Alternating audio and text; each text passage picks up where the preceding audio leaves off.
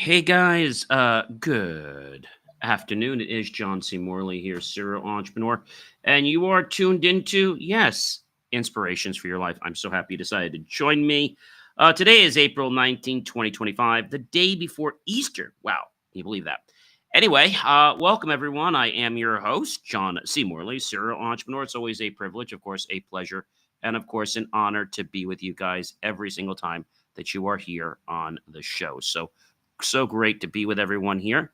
Thank you so much for being here with me. Have lots to share with you and invite you to check out believemeachieve.com, of course, after the show is over, not now. All right, guys. Maybe you want to head over to the kitchen to get something yummy or maybe delicious to eat. Feel free to do that and hurry on back, everyone. All right. Okay. So let's dive into this. The master topic for the week is speak to be heard. So let's kick the show off for everybody. All right. All right. So again, big welcome to everyone.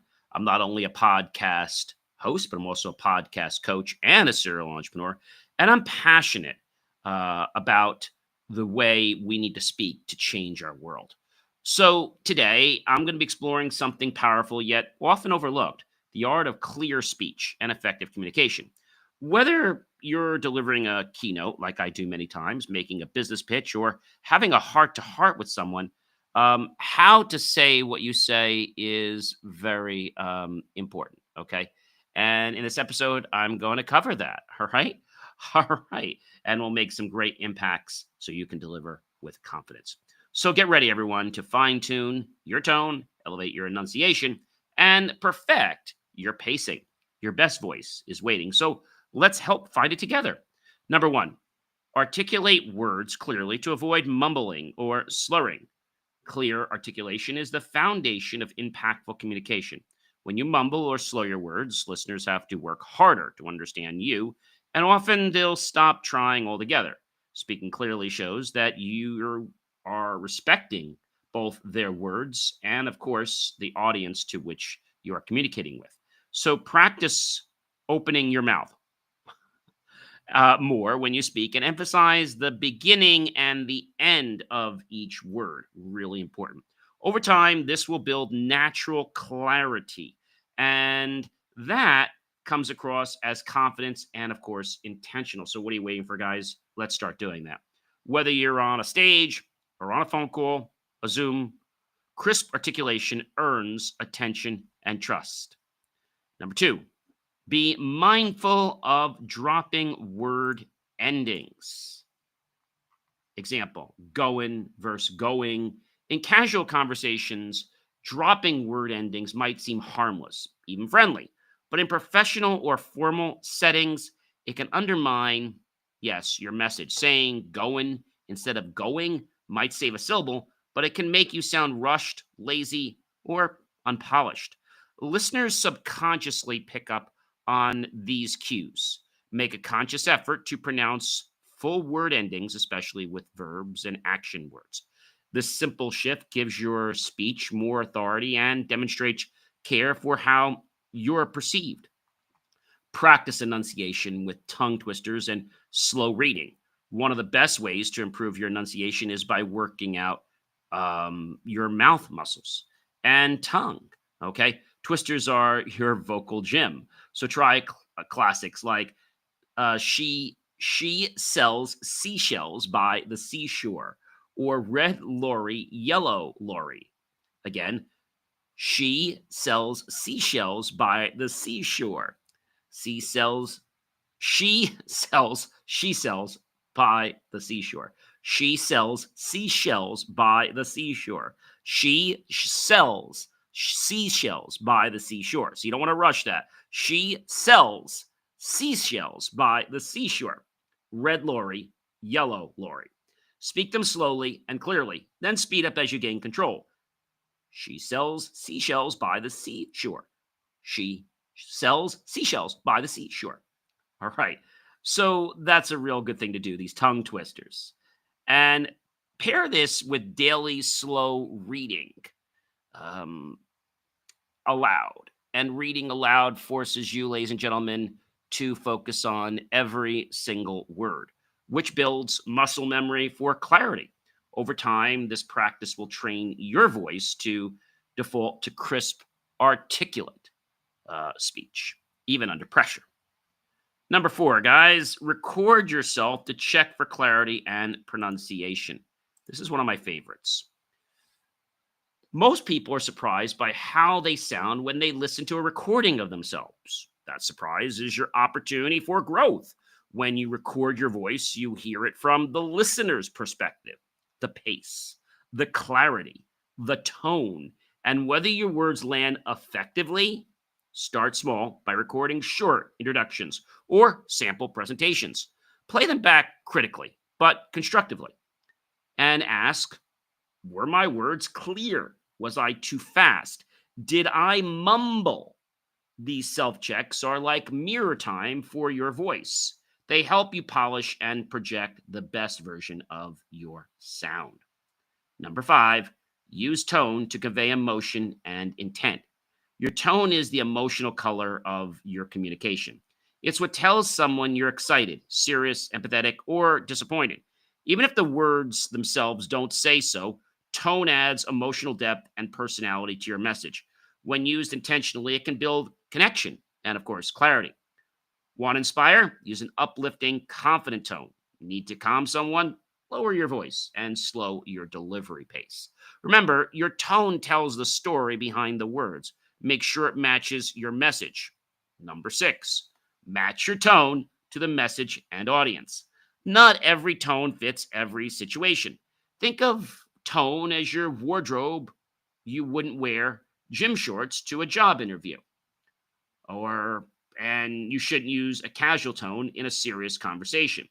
Matching your tone to your audience shows emotional intelligence and respect. Before speaking, ask yourself, who am I talking to? What is the goal of this communication? Then adjust your energy, volume, and inflection to align with the setting. When tone and audience are in sync, your words resonate more deeply and leave a lasting impression. Avoid monotone delivery to keep listeners engaged. Monotone speech, where every sentence sounds the same, is a sure way to lose your audience's attention. Humans are wired to respond to vocal variety. Think of your voice like music, pitch, volume, and the rhythm. They all are attributes that add life to your message. Practice reading out loud with deliberate rises and falls in your tones. Emphasize keywords. Change your pace slightly between thoughts.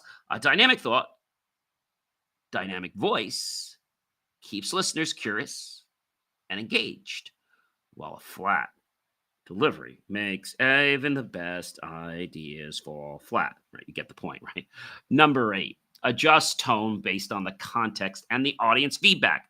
Real time communication is like a dance.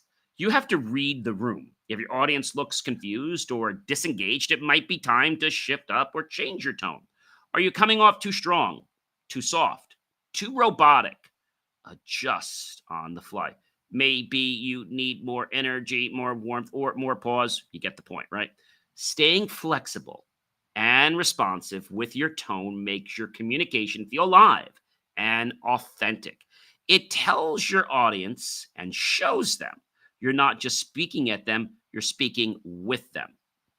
Number nine, maintain a moderate speaking pace, about 140 to 160 words per minute, roughly. Speed can be your ally or your enemy. Speaking too fast overwhelms listeners, while speaking too slow puts them to sleep. The ideal pace for clarity and comprehension is about 140 to 160 words per minute. To develop this rhythm, try reading short passages aloud and timing yourself. Practice breathing between sentences and focus on one thought at a time. When you maintain a moderate pace, your audience has the time to absorb and connect with what you're saying. And that's where impact happens. When they have the chance to pause, when they have the chance to understand what is it you're actually saying, right? That might sound a little bit crazy, but it actually is the truth. All right. I think that's a very, very important thing. You have to realize that because that's where it happens. Number 10, using strategic pauses to emphasize key points. So, as I said, pauses aren't just breaks, they're power moves. A well timed pause draws attention, it builds anticipation and gives your message space to land. Think of a pause as a punctuation for your voice.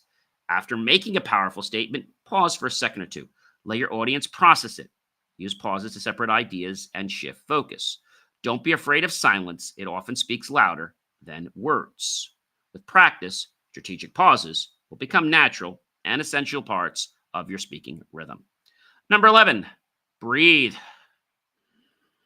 You remember the inhale for 4, hold for 7, exhale for 8. Right? 4, 7, 8 a couple times. Breathe to control pacing and reduce nervous speed. When nerves kick in, we tend to talk faster, shallower, and lose our rhythm. That's where breath comes in. It's your built in anchor. Deep, intentional breathing not only calms your nervous system, but also gives your voice strength and stability. Practice diaphragmatic breathing before speaking.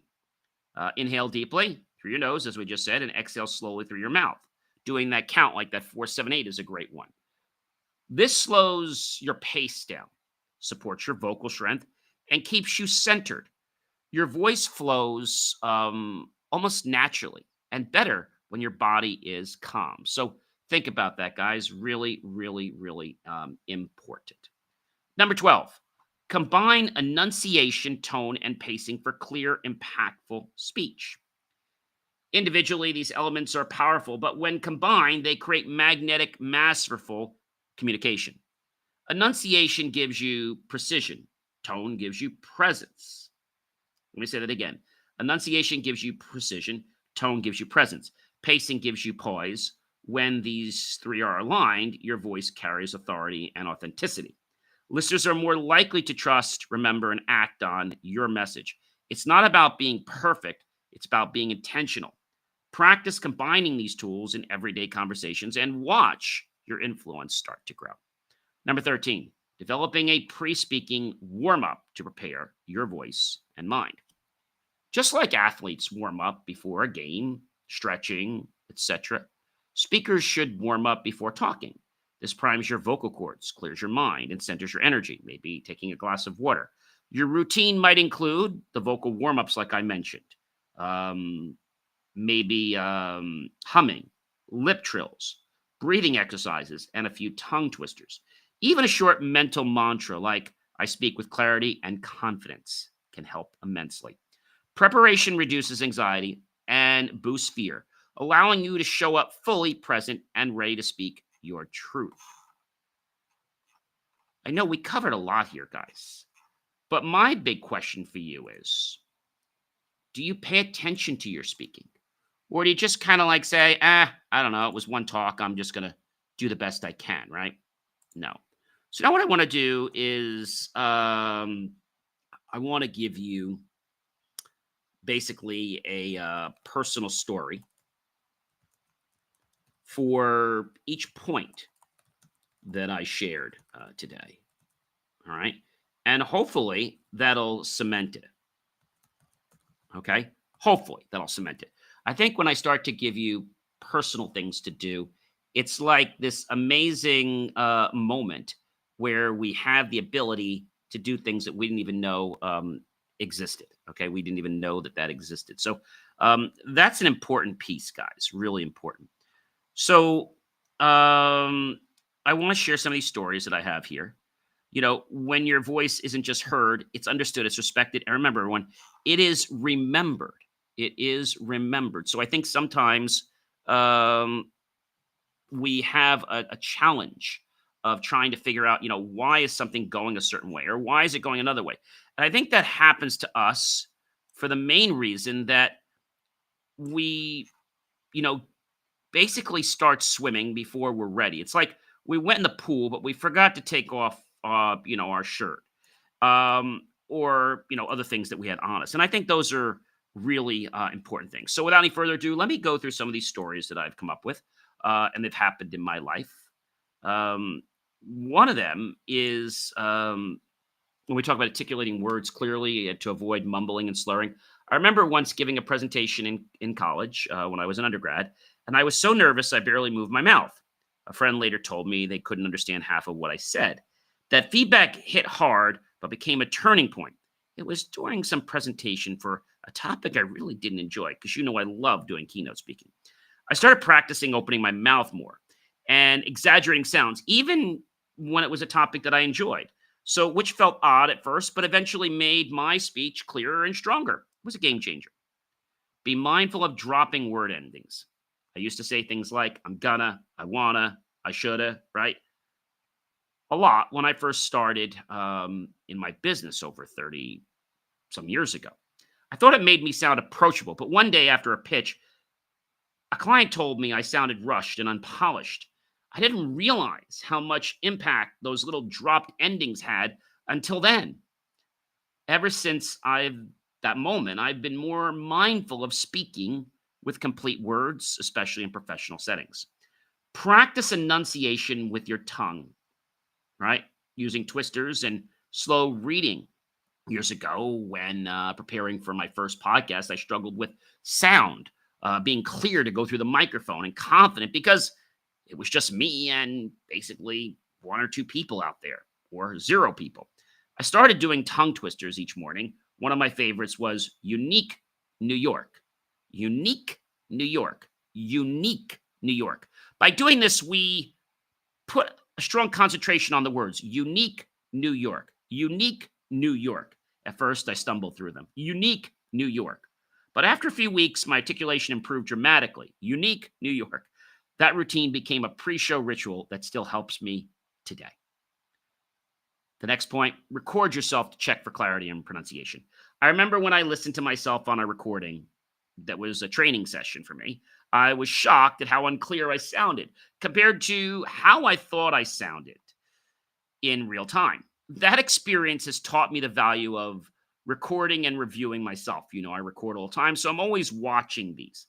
But what I've learned is that I need to slow down. It became strong feedback for me in a loop that improved my delivery and helped me correct things I hadn't noticed before.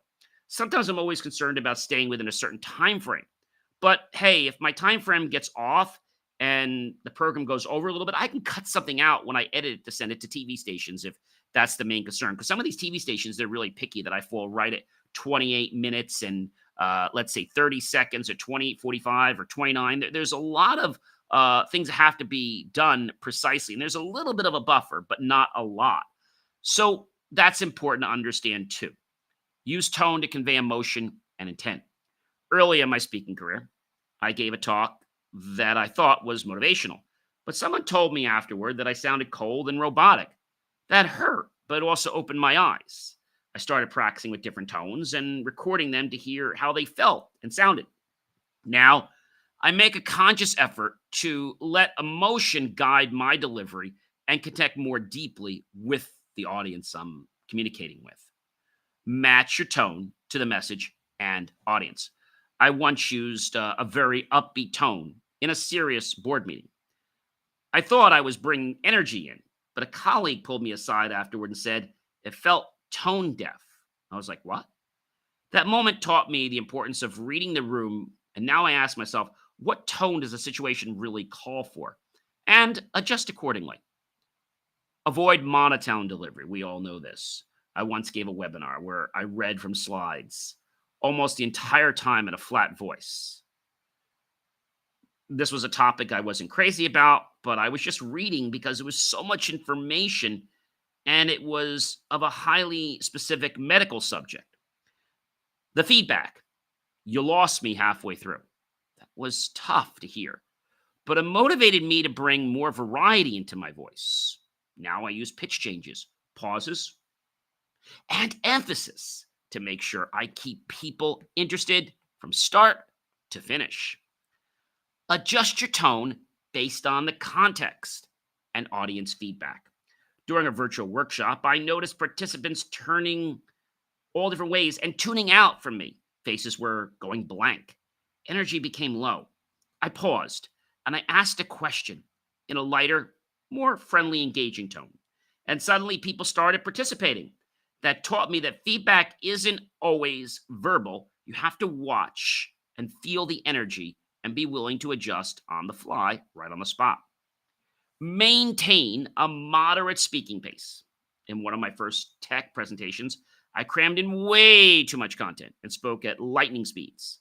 Someone joked afterward that they needed subtitles. It was funny, but it made me realize I needed to slow down just a hair. I started practicing time speeches to stay within the 140 to 160 words per minute range. My messages became clearer and the response improved. I adjust my speed based on the questions in the room, based on what I see in the room. I think that's a very important point, everyone, to understand that, right? Using strategic pauses to emphasize key points. This is one that I think is a big one, and a lot of people don't get this, but it's really true. So I used to fear silence during talks. I'd rush from one point to the next just so I didn't have to hear a silence. Then a mentor said to me, "Your words need space to breathe." I was like, huh? He said, "I started observing you, and I don't think you ever took a breath." I started after that moment using short pauses after important statements. It felt awkward at first, but I saw how it gave my words more weight and allowed the audience to absorb what I had said.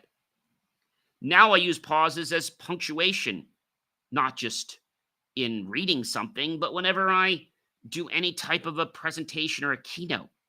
Breathe to control pacing and reduce nervous speeds. Before a big keynote, I remember pacing backstage, a heart pounding, barely breathing moment. I walked out and rushed through the intro. Afterwards, someone asked, "Were you nervous?"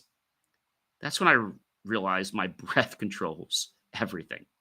I began practicing deep breathing before every talk. It centers me and slows my speech naturally. Even though I don't really get nervous before a presentation, sometimes when things become all at once, my body gets into a nervous state. So I have to realize I need to calm it down. Even though I don't feel I'm nervous, that could sometimes come through my talk. So I have to make sure that I'm aware of that. Combine enunciation, tone, and pacing for clear, impactful speech. Remember giving a speech where everything just clicked. I was clear, expressive, everything just flowed.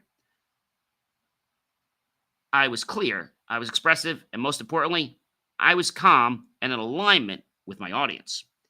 Afterward, a listener said, "You really spoke to me. It felt like it came right from your heart." That comment stuck. It wasn't just one technique that worked, it was the combination of techniques. That's when I knew great speaking is like a symphony of multiple elements working together. Do you like to listen to a great piece of music with just a piano or just a harp or just a drum or just a guitar? Of course not. You want to have a combination or a soliloquy of instruments. Develop a pre speaking warm up to prepare your voice and mind. You could get some water. One time I jumped into a live broadcast without warming up. My voice cracked a little bit and my mind felt scattered. I learned my lesson. Now I do lip trills, tongue twisters, and a short affirmation before every talk. I speak with clarity and confidence. That small ritual centers me and gets me in the zone, if you will, to deliver and be my best. For me, I don't do this because I have to. I do it because I want to. Does that make sense, everyone? I hope it does, because I think some people, they just get lost. And when I say they get lost, they don't necessarily know why they're lost, but they're lost. All right? They just get very, very, very, very lost. That could happen to you. All right?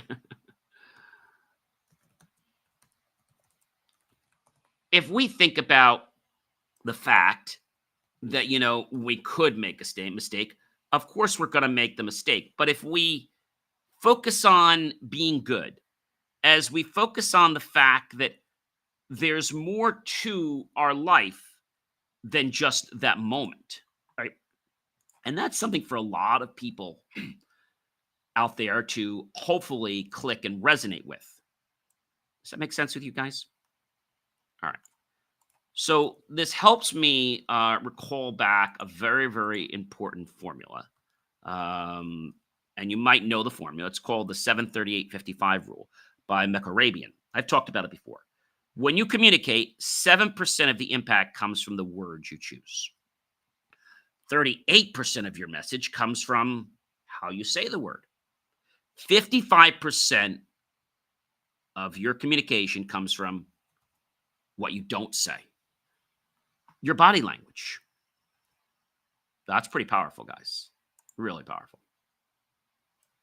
All right. So, as we get ready to wrap up today's episode, I want you to remember this. Your voice is one of the most powerful tools you have in your arsenal that you'll ever own.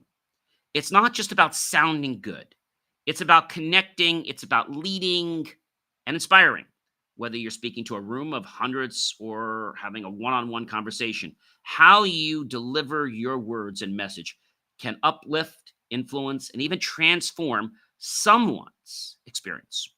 Your clarity becomes their clarity. Your confidence becomes their confidence. Communication is a craft, folks. And like any craft, it sharpens with intention and practice. From articulating each word with care to tuning your tone for the audience, every adjustment you make is a step toward mastery. Don't wait for a big stage or that perfect moment. It's never going to happen. Start in everyday interactions. Your meetings, your voice notes, your casual conversations is where it starts from. Over time, these small shifts build a voice that people not only hear, but truly remember. So keep showing up every day, keep fine tuning, and most importantly, keep speaking your truth with purpose. That's important. With purpose. Your words matter, your tone matters, and you matter. I want to thank you so much for taking the time to not only watch today or listen to today's show, but making the choice to be open to new information that actually could, in fact, change the quality of your life. For those of you who don't remember, I'm John C. Morley, serial entrepreneur. I invite you to check out BelieveMeAchieve.com for more of my amazing, inspiring creations 24 hours a day, and to rewatch shows if you happen to miss them. If there's an idea, a thought, or a topic you'd like me to cover, well, reach out to us at BelieveMeAchieve.com, and we'll be sure to get it on the list and get it out to you so you can become a better version of yourself. Have a great one, everyone.